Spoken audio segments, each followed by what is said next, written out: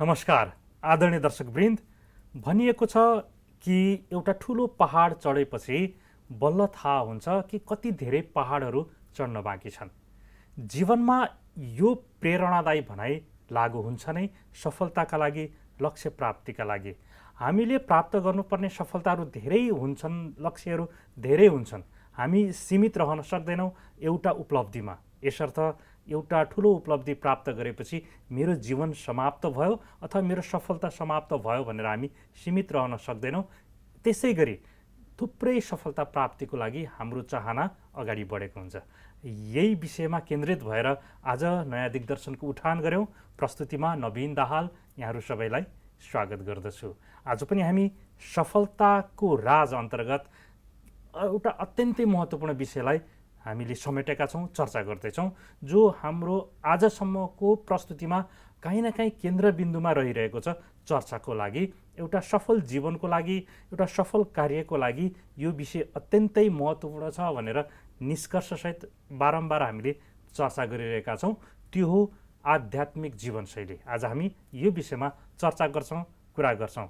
यसका लागि आज पनि ब्रह्माकुमारी राजयोग सेवा केन्द्र नेपालका राजयोग प्रशिक्षक ब्रह्माकुमार विजयराज सिग्देल हुनुहुन्छ। उहाँलाई स्वागत गरौँ। विजयजी, प्रस्तुतिमा स्वागत छ। ओम शान्ति। ओम शान्ति। विजयजी, प्राय हाम्रा प्रत्येक प्रस्तुतिहरूमा सफलताको विषयमा चर्चा गर्दै जाँदाखेरि यदि हाम्रो जीवनमा कहीँ कतै आध्यात्मिक जीवनशैली अथवा त्यो दैनिकी ध्यान, योग, साधना, प्राणायाममा अलिकति आस्था राख्ने, अलिकति अभ्यास गर्ने व्यक्ति भयो भने हामीले सफलतालाई सजिलो गरी प्राप्त गर्न सक्छौँ। त्यसलाई सहज गरी बुझ्छौँ पनि, विशेष पनि हुँदैन। हामीले सफलता प्राप्त पनि गरिरहेका हुन्छौँ, तर हामीले विशेष कठिनाइको महसुस पनि लागिरहेको हुँदैन भन्ने कहीँ कतै निष्कर्षसहित चर्चा गरिरहेछौँ। आज हामी विशेष रूपमा मूलभूतमा कि एउटा सफल व्यक्तिको लागि आध्यात्मिक जीवनशैली कतिको आवश्यक छ भन्ने विषयमा केन्द्रित भएर चर्चा गर्दैछौँ। विजयजी, धन्यवाद नवीनजी। अत्यन्तै समय सान्दर्भिक र बुझ्नै पर्ने कुरा, गुण रहस्यका बारेमा उठान गर्नुभएको म व्यक्तिगत रूपबाट पनि तपाईँलाई आभार व्यक्त गर्न चाहन्छु। जीवनमा चारवटा डाइमेन्सन हुन्छन्, चार पहलुको जिन्दगीको नाम हो जीवन। पहिलो कुरा, पहिलो डाइमेन्सन भनेको हाम्रो फिजिकल पार्ट हो। शारीरिक रूपमा बलवान हुने, दुरुस्त हुने, निरोगी हुने, शरीरमा काया कञ्चनलाई बनाइराख्ने र दीर्घायु जीवनको लागि हामीले फिटनेसको लागि जिममा जाने, मर्निङ वाक गर्ने, खानेकुराको न्युट्रिसनलाई ध्यान दिने, यो सबै कुरा त हामीले गरेकै छौँ र गर्छौँ पनि, जरुरी पनि छ। सँगसँगै मेन्टल डाइमेन्सन्स, मानसिक रूपमा हामीले डिग्री हासिल गर्ने, वेल एजुकेसनबाट जीवनलाई सजाउने, विश्वव्यापी रूपमा आफ्नो पहिचानलाई अगाडि बढाउने, विभिन्न अवार्ड्सहरूबाट सम्मान हुने, यी सबै कुराको लागि पनि हामीले जीवनको लामो ऊर्जा खर्चिएकै छौँ। के कसो भन्नुहोस् त। त्यसै गरी सोसल डाइमेन्सन्स, समाजमा मेरो उपस्थितिको पनि कहीँ न कहीँ पहिचान बनोस्, म पनि छु है समाजमा भन्नका लागि सामाजिक गतिविधिहरूमा इन्भल्भमेन्ट हुने, दुःख सुखमा जाने, भन्छ नि समाजका गतिविधिहरूमा आफ्नो पनि स्पेस खोज्ने, यो कुरामा पनि तपाईँ हामीले समय दिइराखेकै हुन्छ। हाम्रो धेरै ऊर्जा त्यहाँ खर्च भइराखेको हुन्छ। चौथो डाइमेन्सन, जसले जिन्दगीलाई प्युरिफिकेसन गर्न, ब्युटिफिकेसन गर्न, जिन्दगीलाई सम्पूर्णतर्फ उन्मुख गर्नको लागि एउटा अर्को सबल पाटो छ, जसलाई हामी स्पिरिचुअल डाइमेन्सन्स भन्छौँ। त्यो स्पिरिचुअल डाइमेन्सन्सलाई हामीले हाम्रो सोसाइटीको एउटा बुझाइ कस्तो छ, त्यो अलि उमेर ढल्किएपछि, सबै कुराको व्यवस्थापन मिलाएपछि अनि जीवनमा फुल रिटायर भएपछि जानुपर्छ, बुझ्नुपर्छ, टाइम दिनुपर्छ भन्ने कुराको हाबी भएका कारणले स्पिरिचुअल डाइमेन्सन्स अहिले पनि छायामा परेको छ। शरीरमा हामीलाई भोजन, रक्त सञ्चार, अक्सिजन सबै कुराको खाँचो छ, हामीले पाएका छौँ र जीवन चलिराखेको छ। जीवनलाई समग्रमा हेर्दा चारवटा पाटोलाई पनि हामीले सँगसँगै तालमेल मिलाएर लैजानु पर्नेमा हामीले स्पिरिचुअल डाइमेन्सन्सलाई खासै समय दिन नसकेको नाताले हाम्रो जति पनि एउटा घर बनाउँदै गर्दा कम्तीमा पनि एउटा कोठाको लागि चारवटा पिलर चाहियो कि चाहिएन? अहिले तपाईँ हामी बसेको कुर्सीमा पनि चारवटा पिलर खुट्टा त छ नि, तर चारवटा खुट्टामध्ये एउटा खुट्टालाई तपाईँले महत्त्व नदिएर अलिक छोटो बनाइदिनुहोस् त, बसाइ कस्तो हुन्छ? असन्तुलन हुन्छ। हो, यही उदाहरणलाई मध्यनजर राखेर जीवनलाई एउटा सफलताको शिखरमा आरूढ गर्नका लागि 4वटै डाइमेन्सनलाई समय बराबरी दिन सक्नुपर्ने हुन्छ। यही दिन नसकेको कारणले सबै कुरो प्राप्ति भएर पनि मनमा आज कहीँ न कहीँ कमी भए जस्तो, तरकारीमा सबै कुरो भएर पछि नुन नपुगे जस्तो भइराखेको महसुस भइराखेको नाताले म त आफ्नो अनुभवले के पनि भन्छु भने स्पिरिचुअल डाइमेन्सन्सलाई हामीले जीवनमा 50% टाइम दिन सक्नुपर्दो रहेछ। साइकिक रूपमा समाजसँग एडजस्ट भएर बस्नको लागि हामीले 25% टाइम दिनुपर्ने रहेछ। अनि सँगसँगै सोसल एक्टिभिटिजको इन्भल्भमेन्ट जनाउनको लागि 15% टाइम दिनुपर्दो रहेछ। र फिजिकल फिटनेसको लागि 10% समय निकाल्ने हो भने बल्ल हाम्रो जीवन 100% पर्फेक्ट हुने भएका नाताले हामीले जीवनको जुन मूल जरो हो, जुन कुराले सफलताको अनुभूति गर्छ, जुन चेतनाले नै त सफल असफल भए भन्ने कुराको अनुभूति गर्ने हो नि। अनुभूतिको मेन पाटोलाई नै तपाईँले छोपेर अनि बाहिर जतिसुकै दौडे पनि, उन्नति गरे पनि जिन्दगीमा अगाडि खाल्टो छ भन्ने थाहा पाइ दौड्दाखेरि खाल्टोमा नपर्नु बाहेक अरू विकल्प के हुन सक्छ र? सही कुरा। विजयजी, यतिखेर मलाई यहाँको उमेरको ध्यानाकर्षण भइरहेको छ। अघि यहाँले भन्दै हुनुहुन्थ्यो कि रिटायर भएपछि मात्रै यो आध्यात्मिक जीवनशैली अपनाउने, ध्यान योग साधना प्राणायाम गर्ने, मन्दिर जाने, भजन कीर्तन जाने भन्ने खालको मान्यता पहिलेदेखि हामीले राखेका हुन्छौँ र त्यो एउटा समाजमा अहिले पनि छ। यतिखेर यहाँको उमेर मैले अनुमान गर्दाखेरि यहाँले भनिरहनु भएको थियो धेरै प्रस्तुतिमा आजभन्दा 30 वर्ष अगाडि 35 वर्ष अगाडिदेखि म यो आध्यात्मिक क्षेत्रमा साधनामा निरन्तर लागिरहेको छु भनेर भनिरहनु भएको छ। उमेरमै, बेलैमै, युवा अवस्थामै हामीले आध्यात्मिक जीवनशैलीलाई थोरै भए पनि अपनाउन सक्यौँ, प्रयोग गर्न सक्यौँ भने कस्तो हुँदो रहेछ भन्ने यहाँको अनुभवबाट पनि व्यक्तिगत रूपको अनुभव म सेयर गर्न चाहन्छु। मेरो 30 वर्ष त देखिने गरी म यो श्वेत क्रान्तिमा आफूलाई पूर्णकालीन अभियन्ताको रूपमा समर्पित गरेँ।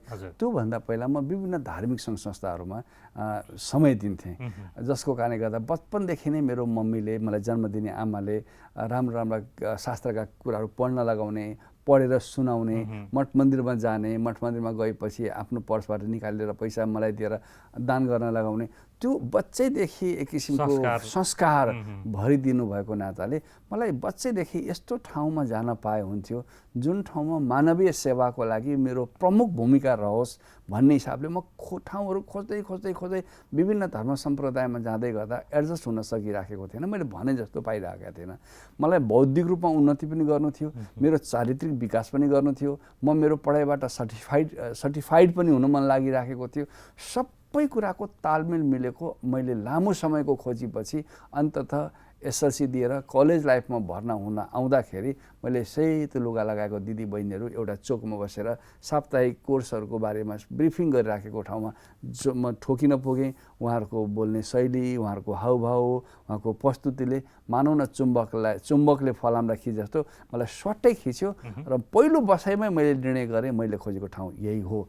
मेरो डे टु डे लाइफमा यसले एउटा मार्गदर्शन गर्न सक्छ, मेरो विवेकलाई अझै तिखार्नमा मद्दत गर्छ, मैले खोजेको प्लेटफर्म यही हो भन्ने लागेर मैले समर्पित गरेँ। एसएलसी दिएर आइएमा जोइन हुँदासम्म मलाई पढ्न असाध्यै मेहनत पर्थ्यो। मलाई पास गर्न धौ जस्तो लाग्थ्यो। जसै मैले ब्रह्मकुमारीजको यो स्पिरिचुअल प्र्याक्टिसको मेडिटेसनको पाटोलाई थोरै महत्त्व दिएँ, म पढेको आफ्नो कलेजमा त्यतिखेर म टपर भएको थिएँ। त्यसपछि मलाई कहिले सेकेन्ड हुनु पनि परेन। मैले पढुन्जेलसम्म एकदमै राम्रो नम्बर लिएर पढेँ र मेरो जुन बोल्ने कला शक्ति थियो त्यो पछि नै निखारिँदै गयो र जे कर्म गर्छु असाध्यै इन्भल्भमेन्ट भएर 100% ऊर्जा लगाएर त्यो कार्यलाई गर्ने जुन किसिमको मलाई हबी डेभलप भयो, यसको पछाडि एउटा आध्यात्मिक ब्लेसिङ्स छ। त्यो स्पिरिचुअल प्र्याक्टिसले, आध्यात्मिक अभ्यासले मलाई आजसम्म दर्शकको बिचमा यहाँसम्म आइपुग्नको लागि मद्दत पुग्यो। सुन्दर। यो प्रस्तुति हेरिरहने युवाहरूलाई सङ्केत गरेर म यहाँसँग यही सान्दर्भिक जिज्ञासा राख्न चाहन्छु कि उहाँहरूलाई काहीँ कतै लाग्दा कि यस्तै खालको कपडा लगाउनुपर्छ, सेतो कपडा लगाउनुपर्छ, धार्मिक हुनुपर्छ, संस्थामै समर्पित हुनुपर्छ भन्ने लाग्ला, यो त एउटा पाटो मात्रै भयो, मैले चाहेको मैले प्रगति गर्न चाहेको, मैले सफलता प्राप्त गर्न चाहेको क्षेत्र त अर्को छ भन्ने लाग्ला। दुईटैलाई संयोजन गरेर अहिलेका युवा, अहिलेका बहिनीहरूले कसरी यो क्षेत्रलाई सँगसँगै दुईटै क्षेत्रलाई सँगै लान सक्नुहुन्छ? डेफिनेटली हामी हाम्रो युवाकालमा प्रायः जसो फोकस्ड हुँदो रहेछौँ। फोकस्ड भनेको सबै कुरामा बराबरी ध्यान दिन चाहिरहेका हुन्छौँ। जसले जता राम्रो गरिरहेको हुन्छ हाम्रो मनको आकर्षण त्यतैतिर बढिराखेको हुन्छ, जसले गर्दा हाम्रो टार्गेटमा फोकस भएका कारणले गर्दा कहिलेकाहीँ हाम्रो हिँडाइको स्पिडमा तलमाथि पुग्छ। म यो भन्दिनँ कि तपाईँ सुरुवातमै पूर्णकालीन सदस्य भइहाल्नुहोस्, म भन्दिनँ। अहिलेको आवश्यकता भनेको मनको एकाग्रताको कमी छ। मनको एकाग्रताको लागि कहीँ न कहीँ गएर हामीले मेडिटेसनको प्र्याक्टिस गर्न पर्यो। म यो र ऊ भन्दिनँ, जुनसुकै संस्थामा जानु, जुन संस्थामा तपाईँलाई मेडिटेसनको प्र्याक्टिस गराइन्छ, रेगुलर मेडिटेसनको प्र्याक्टिस गर्ने ठाउँमा आधी पौने घन्टा समय दिएर त्यसको विद्या सिकिसकेपछि त्यो पर्सनल इम्प्रुभमेन्टले प्रोफेसनल प्रोग्रेसमा पनि हेल्प गर्ने भएको नाताले म एकैचोटि मैले व्हाइट ड्रेस लगाइनँ। म सम्पर्कमा आएँ, म पढ्दै थिएँ, मैले मास्टरसम्म गर्नको लागि मिहिनेत गरिरहेँ र बिहान आधी घन्टा गरेको मेडिटेसनले मैले बहु पढाइएका कुरालाई मैले अब्जर्भ गर्थेँ, डिजर्भ गर्थेँ। मैले राम्रोसँग पढ्ने, आफ्नै कक्षामा पढेको विद्यार्थीलाई फेरि म ट्युसन कोचिङ पनि पढाएर आर्थिक आय आर्जन पनि गर्ने। यो सबै मलाई कहाँबाट मद्दत मिल्यो भने मेरो बुद्धिलाई एकाग्र गरिदियो, मेरो खानपिनमा शुद्धिकरण भयो, मैले राम्रो कम्पनी पाएँ, जसको कारणले गर्दा नियमित रूपमा मैले मेडिटेसनको अभ्यासले गर्दा आन्तरिक रूपमा मेरो बलले एउटा मजबुत हुने ठाउँ पायो, जसको कारणले गर्दा मैले जहाँ जुन कुरामा हात हालेँ म सफल हुँदै गएँ। र पछिल्ला दिनमा मलाई असाध्यै बढी रुचि भएको नाताले मैले कम्प्लिटली आफ्नो जीवनलाई यसमा डिभोट गरेँ। यो सबैले गर्नुपर्छ भन्ने छैन, गर्न हुँदैन भन्ने पनि छैन। तर जीवनमा एउटा कुरा निवेदन गरौँ नवीनजी, प्रगतिको लागि तपाईँले कोसँग सङ्गत गर्नुभएको छ भन्ने कुराले मायने राख्छ राख्दैन? राम्रो सङ्गत पर्यो भने तपाईँको जिन्दगीमा प्रोग्रेस हुन्छ। यदि सङ्गत राम्रो परेन भने तपाईँ बिचैमा डुब्नुहुन्छ। त्यसैले एउटा राम्रो सङ्गतको लागि पनि विश्वव्यापी रूपमा आफ्नो छवि बनाइसकेको आध्यात्मिक संस्थासँग जोडिएको नाताले, एउटा अर्गनाइज्ड संस्थासँग जोडिएको हुनाले मेरो जीवन सस्तो हुनबाट जोगियो। संस्थामा जीवन जोडिएको नाताले म हरेक कुरामा मेरो उन्नति प्रगति हुँदै गयो। म युवा साथीहरूसँग यही नम्र निवेदन गर्न चाहन्छु, आफ्नो प्रोफेसनलाई पनि अगाडि बढाउँदै गर्नुहोस्, एजुकेसनलाई पनि अगाडि बढाउँदै गर्नुहोस् र सही दिशा निर्देश गर्ने यस्तो कुनै सङ्घ संस्था जसले डे टु डे तपाईँलाई बौद्धिक रूपमा खुराक दिन सकोस्, सही मार्गदर्शन गर्न सकोस्, आफूलाई कति चाहिन्छ त्यति कुरा त्यहाँ अब्जर्भ गर्नुहोस्, नचाहेको कुरालाई पार्किङ गरिदिनुहोस्। अगाडि बढिरहँदै गर्दा सफल मान्छेलाई आध्यात्मिक इम्पावरिङ आत्मिक बलले पनि उत्तिकै मद्दत गर्छ।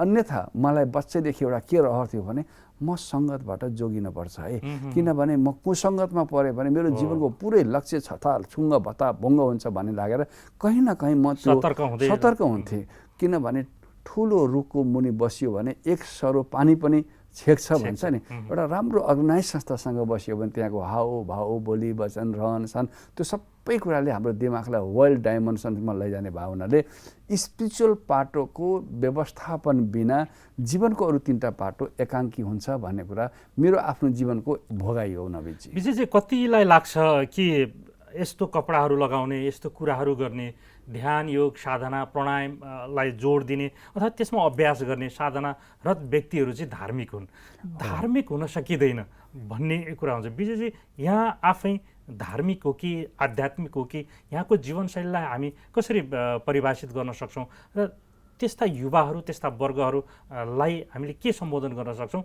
धार्मिक हुने होइन कि हामीले आफ्नो जीवनलाई व्यवस्थित बनाउनलाई एउटा सहयोगी साधनको रूपमा ध्यान योग साधना प्राणायामलाई दिन सक्छौँ भनेर उहाँहरूलाई पक्का पनि दुईटै शब्द सिनोनिम जस्तो लाग्छ। सामान्य त्यो युवा अवस्थामा धार्मिक आध्यात्मिक एउटै जस्तो लाग्छ।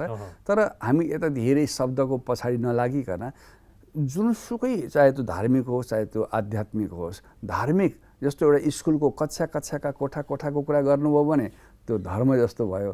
टोटल समग्रमा स्कुलको कुरा गर्नुभयो भने त्यो आध्यात्म भयो।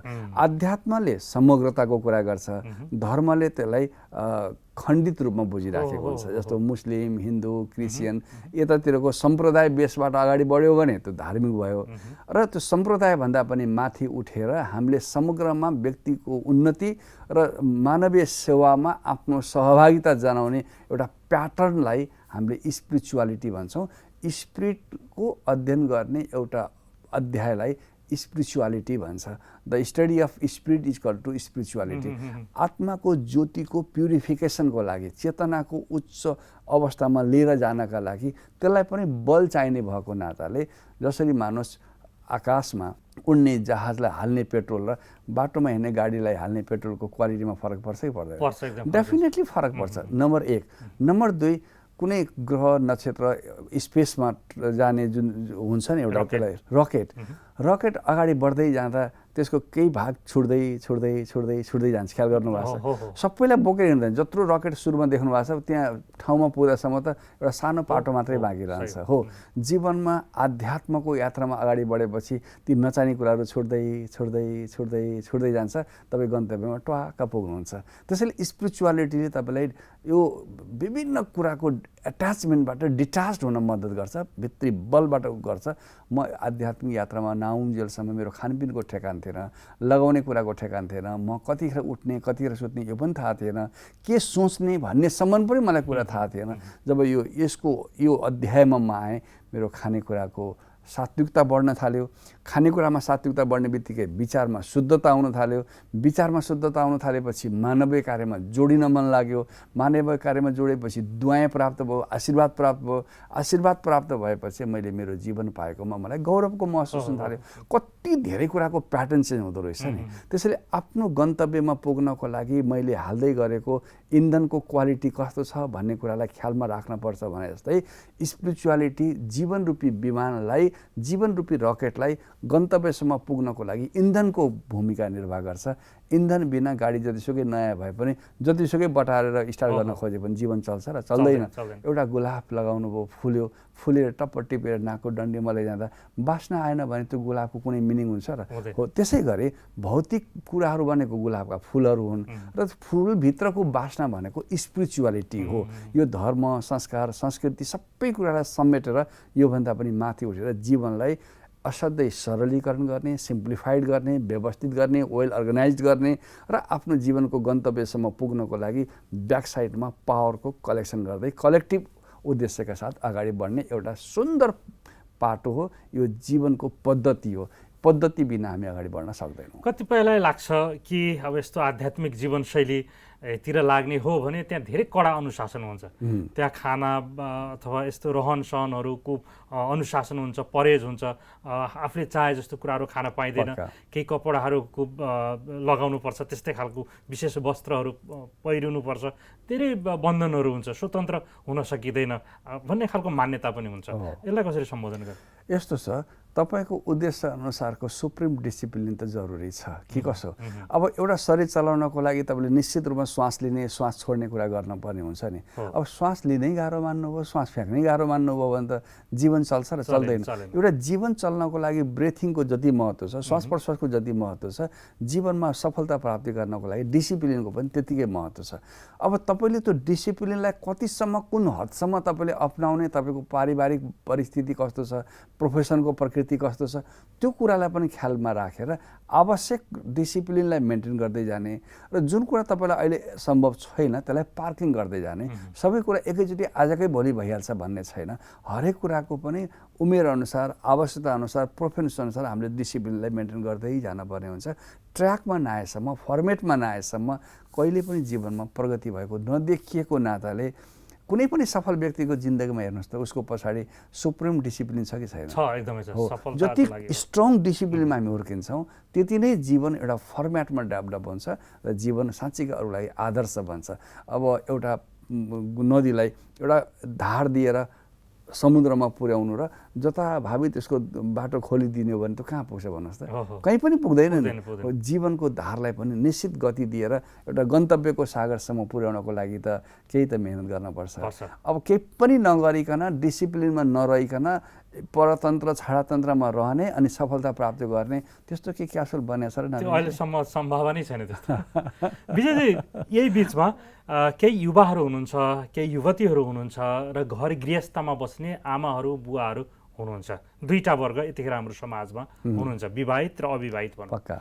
दुवैले काहीँ कतै चाहिरहनु भएको हुन्छ कि सहज हिसाबले मेरो पारिवारिक यात्रा पनि बढोस्, मेरो कार्यक्षेत्र पनि सहज रूपमा बढोस् र सँगसँगै म कहीँ कतै एउटा यस्तो संस्थामा आबद्ध हुन सकौँ जहाँ ध्यान योग साधना प्राणायाम पनि गर्न सकौँ, केही आध्यात्मिक चिन्तन पनि गर्न सकौँ, केही सद्विचार सद्गुण ज्ञानका कुराहरू सुन्न सकौँ, त्यो केही प्रेरणादायी कुराहरू सुन्न सकौँ, त्यस्तो संस्था भए हुन्थ्यो, दुवैलाई सँगसँगै लान पाए हुन्थ्यो भन्ने चाहना राख्नुभएका थुप्रै दर्शकहरू पनि हुनुहुन्छ। उहाँहरूलाई सम्बोधन गरेर उहाँहरूको लागि ब्रह्मकुमारी संस्थाले के कसरी सहयोग मद्दत पुर्याउन सक्छ?